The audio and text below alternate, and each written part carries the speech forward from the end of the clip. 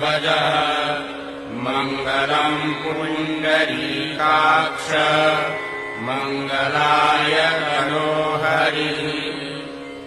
ॐ अस्य श्री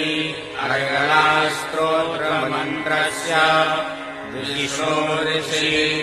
अनुष्टुप्छन्दः श्रीमहालक्ष्मीर्देवता श्रीजगदम्बा प्रीतये सप्तशती पाठाङ्गत्वेन विनियोगः ॐ नमः चण्डिकायै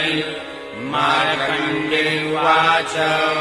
ॐ जयन्ती मङ्गलाकाली भद्रकाली कपालिनी दुर्गा क्षमा